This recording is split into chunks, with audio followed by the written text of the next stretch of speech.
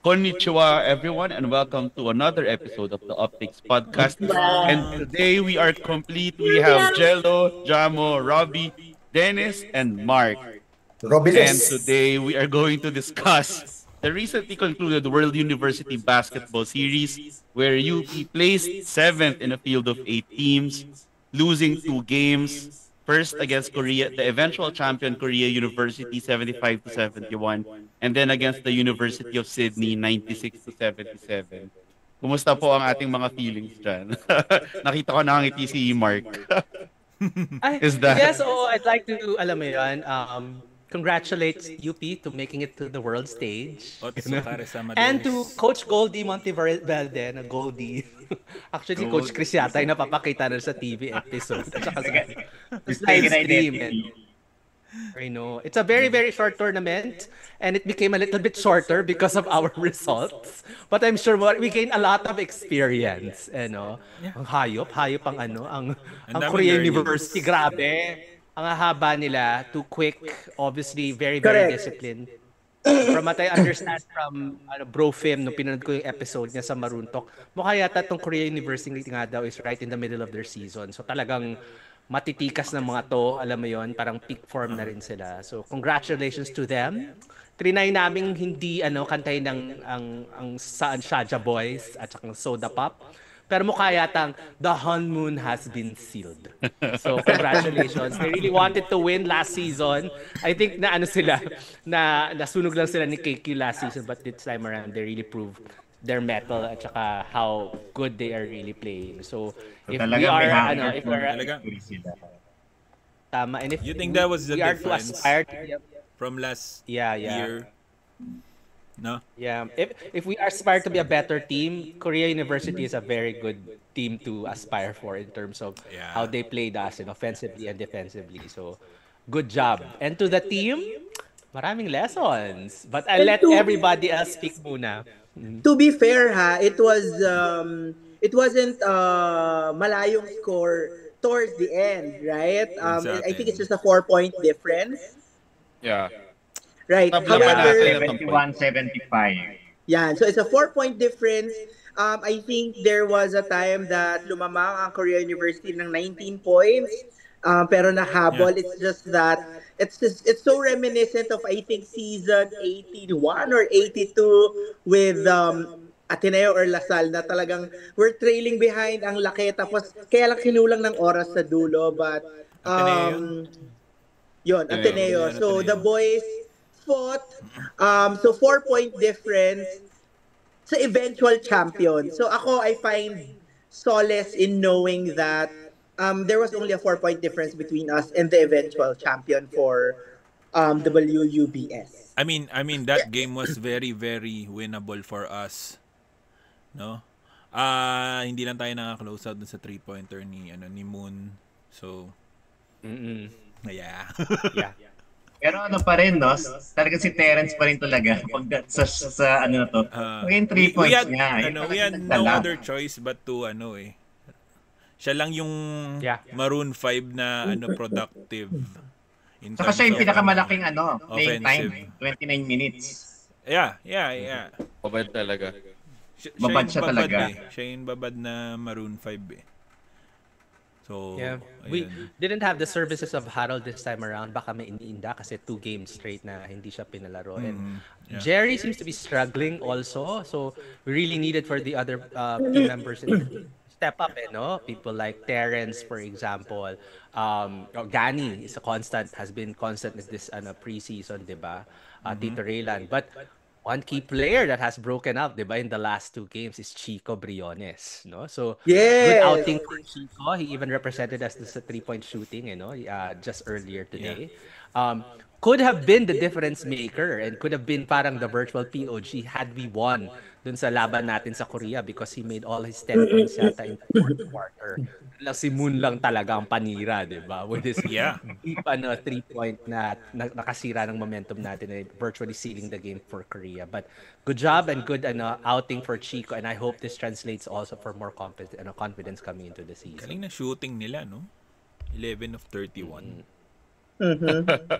So, if it was a 4-point difference between Korea University iba ang naging kwento sa susunod na araw. Yeah. Oo, my God. We were But very I feel competitive like- against Korea, but against against Sydney, we were close in the first first two half. quarters ata, Yeah. no? Lumamang pa Pero tayo they ng isa. started pulling away Lumamang pa tayo lumamang nun pa tayo. Yeah. They Miles, what are started your thoughts? pulling away. I think for this Yeah. game, based on the body language of both the players and the coaching staff, I think after bowing out of contention because of the results of the first game, parang Laro-laro hindi na na sila lang, masyado interested. Talaga nilaro na lang nila yung laro eh. Even when they were losing big, normally you would see Coach Gold standing up or reprimanding his players. But for this one, nakangiti lang sila eh. They're like, okay, laro lang natin to. And as a matter of fact, dito nagpalaro talaga sila ng maraming role players from the team. And notably among them si Palanca who had six or four or 6 points, including that impressive putback dunk dun sa miss ni Yes. Gagate. And he He had had like 4 two points. amazing blocks. 4 points. Yeah, 4 points. And I think para 8 rebounds and then those highlight blocks. So I think for this game, of course, again, it was Fortea, Briones, Noruka, and Stevens for the second straight game who top scored for UP. But I think in terms of just giving quality minutes and giving a really good audition for himself to make the team and even get substantial minutes in the coming season, si Palanca, I think, really did a great job for this one. Kasi yung sa Tacloban, we were playing against inferior competition. Mas maliliit yung kalaban. Yeah. So, naturally, you could say na, kaya lang nagbumukhang malakas si Palanca nun kasi maliliit yung kalaban. But no, for this one, mas malalaki pa yung kalaban natin. And yet, Palanca was able to acquit himself well. He even made a couple of highlight blocks and the putback dunk. So, kudos to Palanca and sana tuloy-tuloy pa. I think he really, among the rookies that played in the tournament, between him and the other hype rookie who played here for Lasal, si LeBron James Daep. Granted, hindi yata nakakalaro ng maraming minutes si Daep, but I guess that's Coach Topex's call na. Pero for us, it's really good that for this game, in-expose talaga si Palanca. Can I just say, Go, I just Mark. want to make a quick note, alam mo yun, one quick and very, very impressive statistic that we had for this game, especially for Sydney, is we had a lot of 3 points attempts. Yes. No? Oo, A lot. ang mahalaga naman Yeah, a lot. nagtatry, He di shot ba? 6 of Nagtry na. 27. Yeah, a lot Di ba of ang attempts. mahalaga nagtatry? Yes. Ilan yung ano yung statistic natin exactly for our 3 points here? 6 of 37 pala. Yan, 6 of 37. 37. Actually, Yeah. in-enter ko yung stat sheet sa ChatGPT. At nung tinignan niya yung stats natin sa 3 points, sinabi, Mark, you might have inputted wrong detail here. It's quite questionable. Sabi ko, yeah, it is. Tsaka, grabe yung accent ng ChatGPT mo, ha? Naging I great. know. Baka naman hindi lang natin na-impake ng tama. Baka hindi na iba ako. Hindi na Hindi, iba. pero can I just say, susugan ko lang, the movement of Juancho Palanca, alam mo, very distinct na hindi siya tentative, ha? Hindi siya yung parang, di ba, kadalasan sa mga unang naglalaro, pag napasahan ng bola, may taranta, tas pasa. Si Baguette sumasaksak, ng papalpal, dumadakdak. So talagang, talagang may certain, hindi ko alam, ano ba to? Maturity agad, basketball IQ. Yeah. Combination of Intentional siya. both. Yeah. He knows his Intentional role. yung mga galaw niya. Yeah, intentional. And also, gusto ko lang i-highlight for both games, siguro hindi masyadong matingkad, pero grabe, impressed ako sa sipag and athleticism of Francis Noruka. Yes. A lot of our points are clean up points from misses na sinisipag niyang ibalik. And pag yung tipong you don't see him, I remember there's this moment na tatlo o 4 na beses niyang shoot Gimme nasa ilalim na siya pero hindi na shoot pero na-foul siya nung dulo. So nagkaroon siya ng free throw. So ako kudos to aside from Chico, kudos to Juancho Palanca and also to OG Noruka. Saka yung pag nakikinig ka sa yung commentator, lagi na sa nagiging physical kasi yan na yung beses parang laging na si Noruka. Yung lagi na yung nasusuntok or nababalya. Para sa akin, parang laging siya yung sa foul. So yung nagiging target. Shows how aggressive they are also. Yes, one realization that I have also in having us play here, especially the Korean teams, you would really need to be very, very talented then, to be taken by a KBL team. Yeah. Seeing how much talent they are really producing, from these collegiate teams and collegiate players. So, alam mo yun, it's something to aspire for. And you would really see how long they are, the guards, how alam mo, lengthy they are as well. Yeah. So and you see how college basketball is also transitioning towards that later on you will probably see a lot more 6-footer guards. And I was about to say na sa mga Korean teams, hindi na necessarily na pag guard ka, mabilis ka lang. Kapag matangkad ka, poste, okay. Sa kanila, kahit poste, kahit 5, mabibilis. Diba? So parang, I think that's the evolution or the natural progression right now of basketball players na parang hindi na lang reserved sa mga point guards at sa mga guards yung speed and agility. But everyone has to be that. Yun nga yung sinabi ko rin nung pre-game natin, yung pag-switch sila ng defenders, walang pinagkaiba. Mahaba, matatangkad, mabilis. So, ingat. Wala ka makukuha ang advantage in just go ahead and moving the ball around automatically. You really need to be very strategic and tactical when playing these teams din. And equally fast and equally strong also, no? Totoo. One thing lang that I've noticed na to be fair to our bigs and also to the credit of Lasal, no? The one thing siguro na notice ko regarding Korea University, regarding their bigs, manipis talaga sila kasi Gani Stevens and Francis Noruka had their way. Even Sean Alter grabbed 5 offensive rebounds over these bigs. And then in the final, si Mike Phillips scored 30 points against the bigs of Korea University. So I think if there's one weakness that we probably should have exploited more, I don't know, or probably something that Filipino teams can exploit against these Korean teams. Hindi pa sila, they're exploitable down low. We did actually well. Ang lakas kumayad ni Gani Stevens. So, lalo si Gani Stevens carved a lot of space. He grabbed 12 rebounds, scored 13 points against the Korean big. So, kudos to him. Yun nga, on the flip side, when it was his turn to defend the Korean bigs, iba talaga yung bilis at saka yung skill level ng Korean bigs na which really gave us a hard time rin.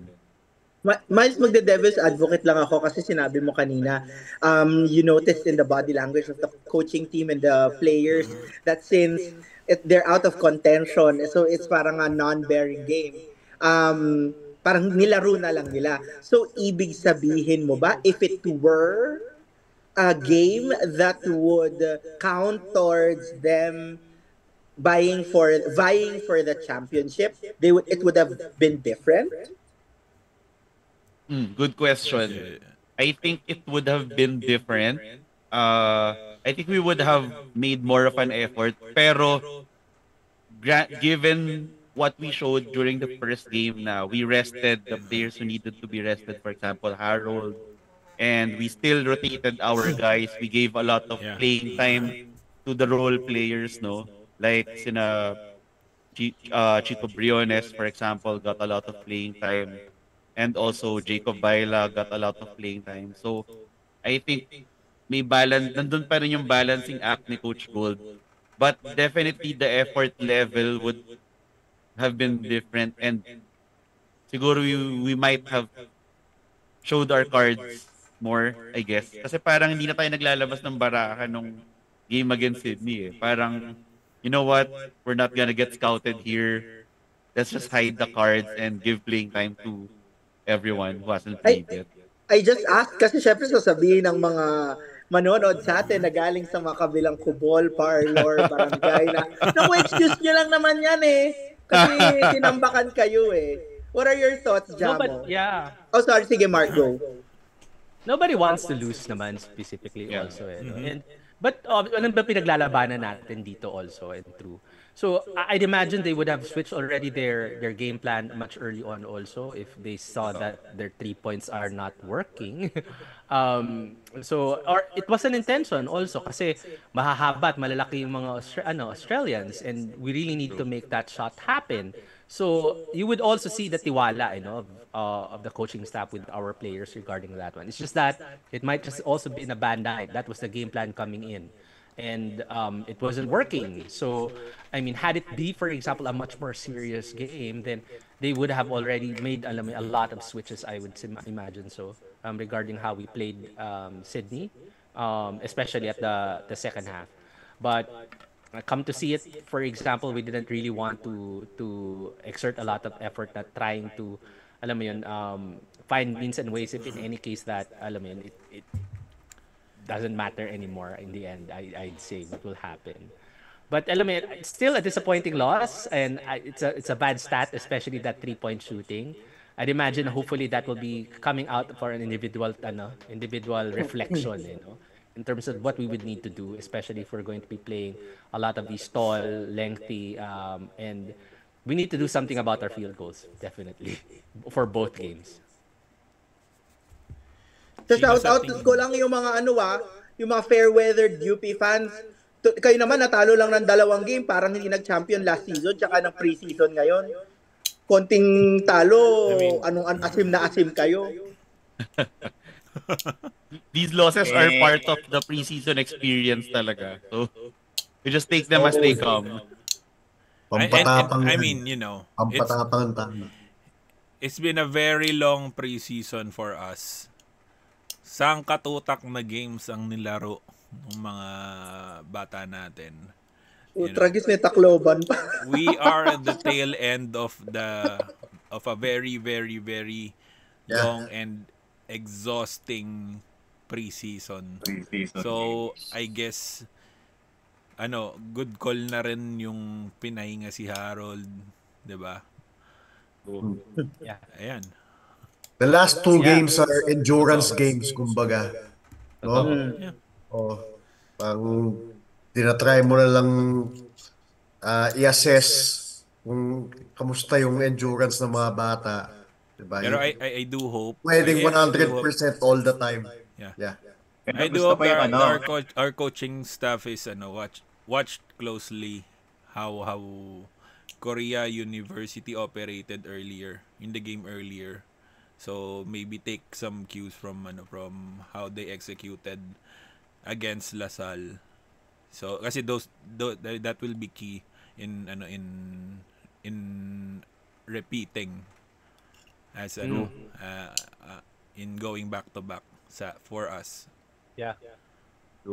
It's a very good sample size kasi in the game earlier, LaSalle really played their main guys. You did not see a LeBron James Daep appearance. Talagang they stuck to their main guns until the last buzzer. All cards on the table sila. So that's a really, really, really good gold mine for the pun intended for our coaching staff. Yeah. Gold mine.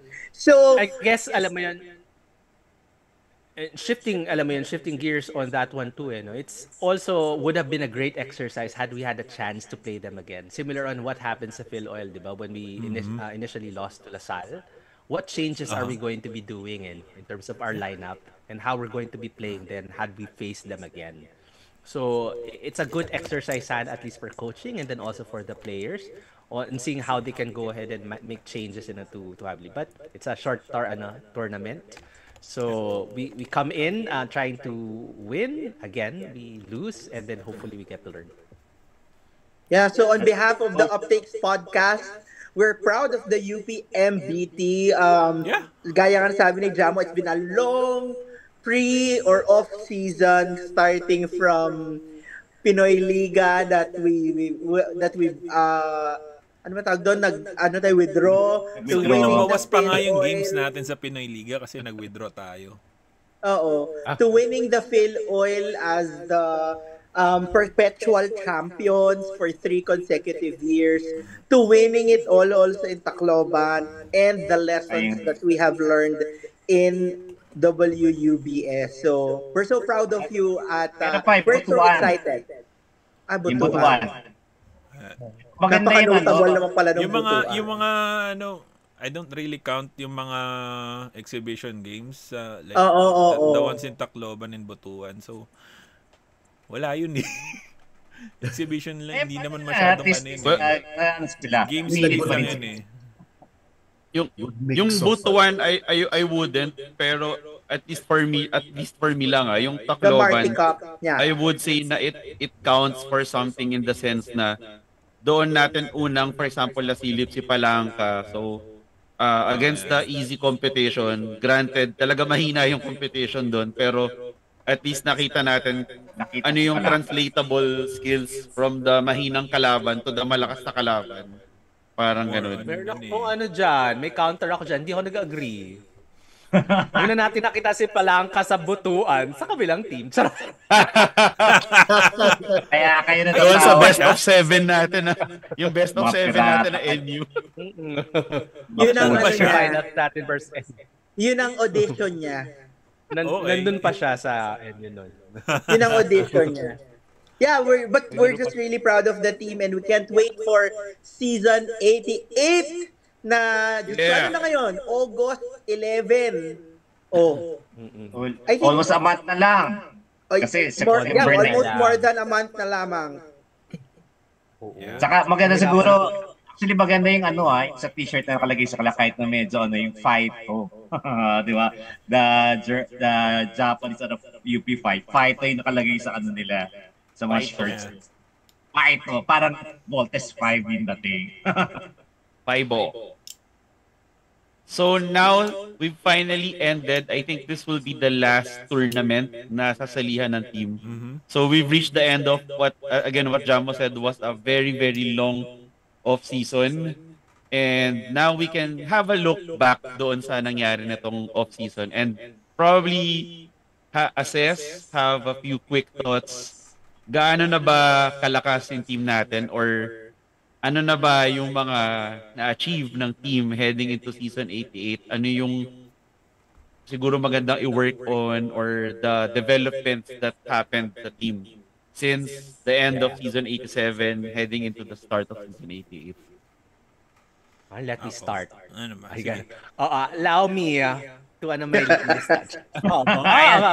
Okay, I think it came a good time this WUBS tournament, and those losses came at a good time because yes, we might not realistically face the same type of competition, but it does expose a little bit, for example, in what we have in terms of gaps. Kasi what if all of a sudden, di ba, tumangkad ng 2 or 4 inches, bumilis ng konti yung mga kalaban, at least parang na-test natin sarili natin on the maximum capacity or maximum potential na magkakaroon ng potential opponents natin at the collegiate level. And this time around, we need to be our own competition kasi we need to be better. Tayo yung back-to-back champions sana for this season. So obviously, everybody's gonna be gunning after our position. A few things, di ba? Parang, we need to answer a few questions na palagi tinatanong ng community. One of those key questions are, do we have a 4 problem? It's not for us to answer. It's for the team to answer now, diba? Heading to the season, diba? We saw naman, we were able to win tournaments, diba? Very, very competitive, despite what they're saying to be a gap that the team has. So we can move forward and trying to how we can strengthen that, diba? Parang there are certain players that I would imagine would really need to improve on defense. Alam niyo yung mga kalaban natin, ilang beses nakaharap yung mga aparador ng NU. So, alam natin na kailangan natin tibayan talaga dahil dadami pa yan. There are a few things na hindi pa nila pinapakita lahat ng barahan nila against us. Ateneo, namely, for example, we didn't really play a lot of Collins Okowe, for example, during the preseason also, given that it was still Osa nga kalaban natin sa UST. So, there's certainly a lot of things that we can improve in terms of our bigs and on how we can manage the defense also. And seeing for us to be very consistent on offense. Too, diba? We have key players, rotation players that would serve, alam mo yun, as relievers for our starters in any case or a core team that would need really to at least keep, alam mo yun, the score at a very good pace or a good level and not become a deficit. So, and Kasi that will spell specifically the win or loss that we will have our game or the longevity of the team for the season. That's how we beat most of our opponents in the last few seasons because of our depth. Because at the end, when we are at game 3, for example, of a finals, we have gas left in the tank. So again, more opportunities for the last month or so to improve. We cannot just be a Maroon 5 coming to this season. We need to be a Maroon 16. And kung sino yung 16 na yon, abangan sa mga susunod. Yun ang tanong. Sino yung Maroon 16? 16 strong, diba? Noong time ni Napo. Yeah. Mantra natin. Dapat 16 strong tayo. Come season. Basta ako. Maganda rin sa Pinoy Liga, ha? Ano yan? Kasi, Ano yan, Jello? Basta ako yung manok ko pasok sa 16. Ano pa yan? Sino yung I-reveal na ba yan? Sino yan? Papalit nga ng Abangan na lang. background. Abangan. Yan ang isa sa mga abangan ng ating listener. Sinong manok yan? natin yung manok mo. Paklu ba? Ang clue, Ayan. pag nanalo, magaling kang magsulat pag nanalo ka ng patimpalak na ito. Patimpalak. Tutuluyan ko na yan. I think, Bulakenyo. oo. No, I think ako, we exhausted the team. What I meant by that was, in different forms of league, of whether it be it exhibition, provincial league with commercial teams, whether be it Phil Oil na premier pre-season, nilahukan natin, sinalihan natin. We didn't win them all, di ba? At saka Wolves pala, we didn't win them all. But I think yung nakita natin dito, alin ba yung, gaya nga na sinabi ni Mark, di ba? Ano ba yung ano natin? Saan tayo mahusay? Saan tayo struggling? At I think, ano yun hindi pwede, ito pansin ko, ang culture ng UPMBT, kahit sa mga previous generations, kapag tuloy-tuloy yung panalo, nagkakakumpiyansa na hindi nagtatranslate into sipag. Nagiging, I wouldn't say lax, pero nagiging kampante. Diba? Pansinin nyo 81, 82, yung nananalo na tayo, 82, 83, 82. Pag may sunod-sunod tayo, biglang, sorry? Tinagalog ko lang. Tinagalog mo lang Sorry na. For reinforcement. So, di ba, yung parang na kaya okay sa akin yung nakakatikim tayo ng challenge, yung nagugulat tayo. I clearly remember season 87, yung tinalo tayo ng NU sa QPAV. Na parang, nangyari. Pero we came from a back-to-back win nung panahon na yon. Back-to-back wins, actually. So, sa akin, okay lang yon. Tsaka ako, yung faith ko kasi sa team, yung time and again, nakikita naman natin na we may have not swept Phil Oil from before or ibang preseason games. Pero, pagdating sa UAAP, hindi rin natin na-sweep. For example, not all the seasons nag-sweep tayo ng eliminations. Pero pagdating doon sa when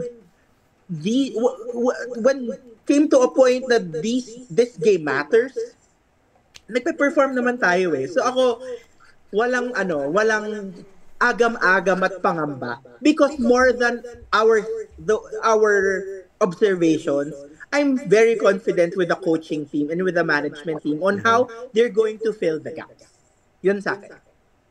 So actually, maganda yung na-mention mo, Chef Jel, regarding the development of the team, may mga notable examples talaga na nakita natin as the off-season went on over the course of the games from Pinoy Liga hanggang Phil Oil. Nag-Serbia muna and then Phil Oil. Ang namumukod tangi talaga sa akin at apologies talaga ako ng player na to. I'm so sorry, Gani Stevens.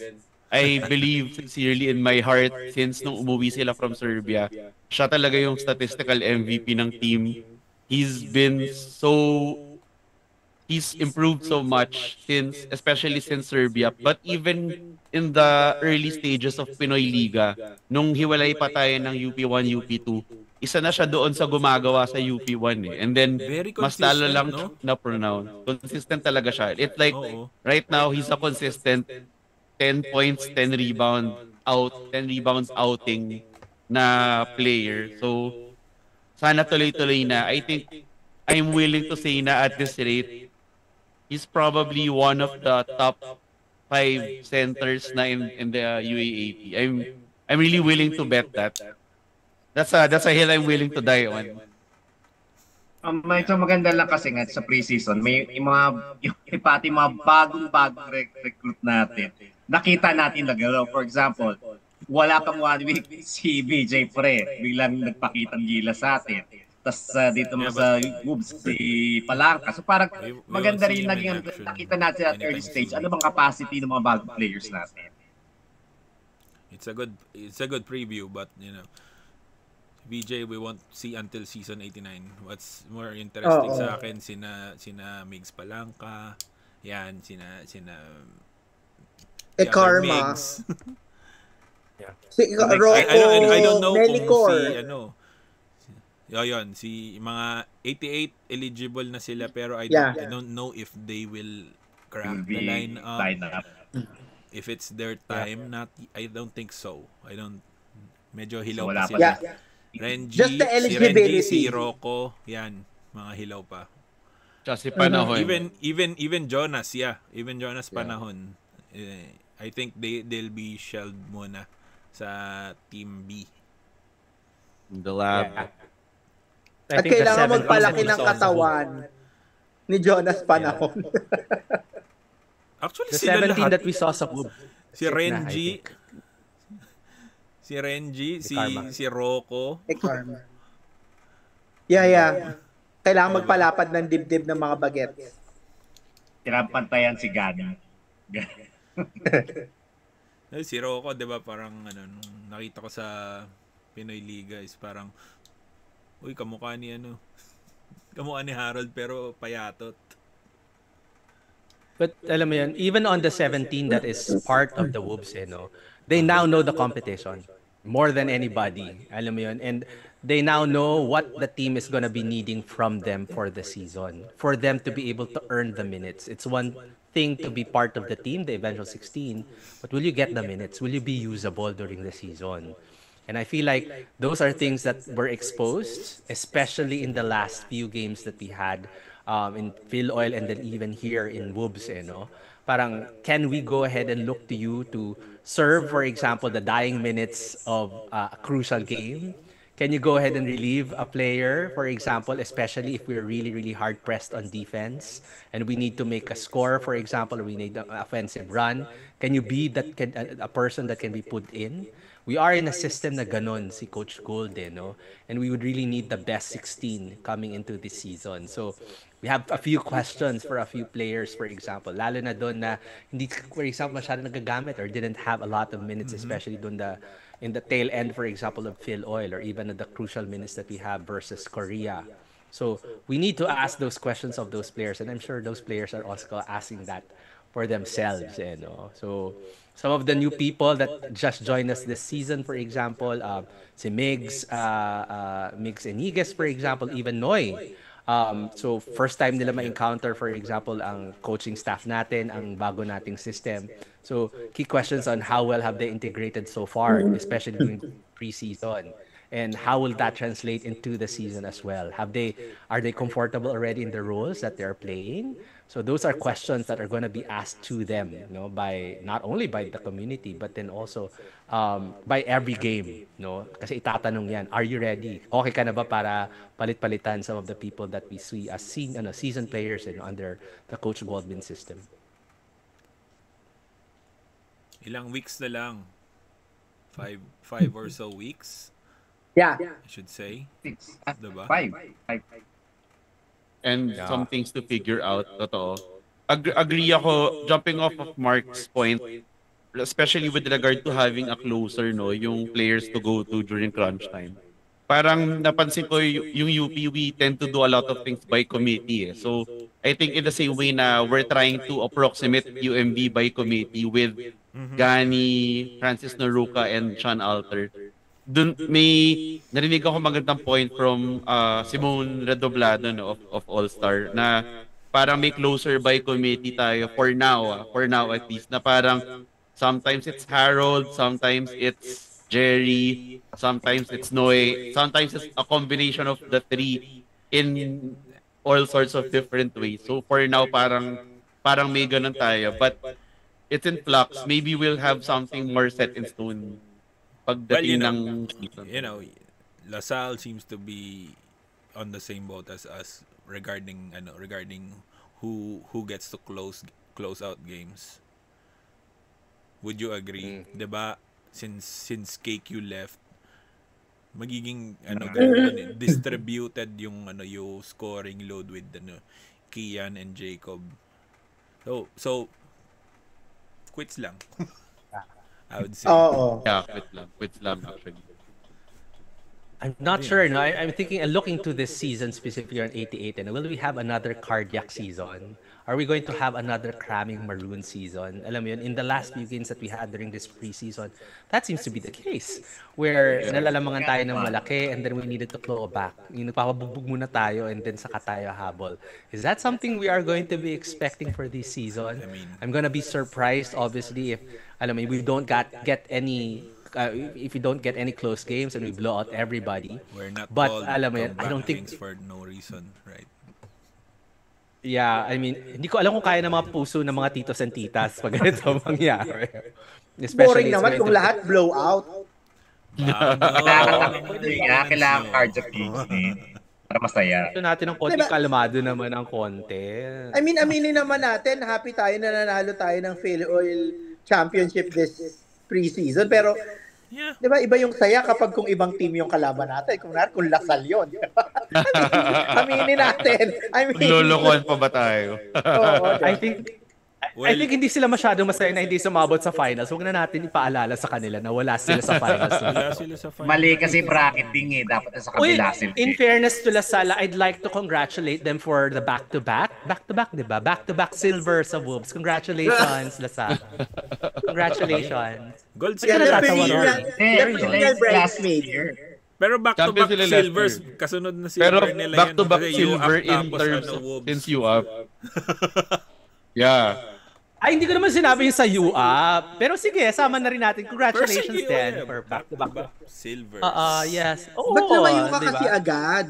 Ba't lumayo ka agad, Woobs agad? UAP muna. Pang ilan ba sila for the last 2 seasons? Hindi ko naman ina-highlight yan. Recent lang tayo, yung Woobs lang. So congratulations, Sal. Good results. You came home with a medal. Silver. Congrats. Wow. Congrats. Ito, sasabihin namin with all the love in the world and all the but these are your titos observations of our players. Rapid fire lang muna. Yung mga naobserbahan, yung mga kailangang maging consistent, yung mga naging mahusay, yung mga kailangang mag-shooting ng 4 a.m. para tumatak at magka-muscle memory. Go! Ray Remogat. I want to see the Ray Remogat of season 86. The UE Ray Remogat na who torched LaSalle during their games. Yun. Yeah. I'd like to see more explosiveness, purpose, and consistency to Mark Belmonte also. Alam mo yun. I feel like how many years have he been playing under coach already? 3 years? 3 years I na. think 3 years. I feel like, for example, he's due for an explosion, especially in the UAAP, diba? Parang I think it's your time. It's your team now, Mark. Let's go. True.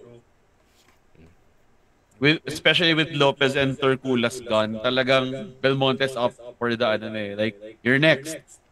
So Ako, I'm really rooting for Chico in terms of consistency. Si Bagets, maging consistent lang sa sabog at sa sabog because very disciplined student athlete yang si Chico. Makikita mo how I don't know if everyone knows, pero grabe mag-shooting practice yan. Kailangan lang talaga yung siguro kulang siya ng tsaka ng yung tipong Paano ulit? di ba yung sinasabi nga natin yung nag-iiba yung mukha na ganun. Dami ang girl. Yes. Okay. Robbie, how about you? Ako, grit ni Noy. Yung kung saan you miss a lot of shots, but when it matters the most, dun ka bibirat, papasok yung mga tira mo. Yun, every game, grit lang. Grit. Ako si Naruka babantayan. Talaga, siya mag-shine. Yeah. All right. I think for me, another one na gusto ko lang i-highlight. So this one's a highlight. Sean Alter. I miss the Sean Alter of last year in the sense na marunong na siyang tumira ng 3 points. In fact, even dun sa 3x3 last season, earlier this year actually. Nag-stress siya nun. And then suddenly, hindi niya na ginagawa in games. Parang there was one off-season game where he tried to shoot from 3, didn't make any, and then after that, he never attempted a 3-pointer again. So, Sean, you've been very, very good in terms of adding, the maturity to your game, being very intentional, and even being not intimidated by more veteran opponents, no? And I hope this translates to you getting back that shooting touch that you had. And once you get that back, you'll be a very, very dangerous player. So we're looking forward to that, Sean Alter. Does And this ako, mean finally- that sorry, go, Mark. Finally, for the Maroon 5, stay healthy please for this season. Kailangan namin ng healthy Maroon 5 for this season. Alam mo yan, you've been carrying the torch for the last 4 or 5 years already. In your last season, I would love for you to show up, get that back-to-back, and be able to leave UP obviously with the being the winningest fighting Maroons after this particular season. And obviously this will spell really, really well as well for your professional careers if you go ahead and win back-to-back. And please pass on all of the lessons that we've learned from Coach Gold and your years of experience winning championships to the team. And pray for us for season 89. So yun. Nagmamahal, Charo. So does this mean this is going to be the last episode for pre-season? Tama ba? Parang ganon? Well, those What next are episodes you will be talking about? Last episode. Hindi kasi iniisip ko, kasi di ba if Abangan. ever they have Korea will be a camp na. yes, it's gonna be a camp. If ever. Yeah. Pero in terms of Training. of us releasing episodes. Hindi. Papunta pa lang tayo sa exciting part. Oo, Ngayon pa ba papunta pa kami lang babawi? 2,000 subscribers in a matter of 5 months. Oh. And balita ko, i-guess mo yata yung mga elbow. Inaano natin? Pinaplansya natin. Pinaplansya natin. Pinaplansya. Yeah. Ang pangako, mas marami pa tayong magkuhihinga ng shoutouts. Sinimulan na tayo ni Ninang Robina. Mga susunod, Ayan. kakaririn natin ang Oo nga. shoutouts na yan. Happy birthday, Russell Ogana. Happy birthday, Russell Ogana. Happy birthday, QMB. Birthday. Happy birthday, Kim. Q and L. Andres. Happy LA, birthday, guys. Happy birthday. Have a good one. Ayan. At dyan nagtatapos ang ating episode for today. Please stay tuned. Marami po kaming sorpresa na paparating in the coming weeks. Abangan. And we hope to see you soon in the games eventually. So, maraming salamat. UP Fight. UP Fight! Sayonara. Like and subscribe. Like and subscribe, guys. Arigatou gozaimasu.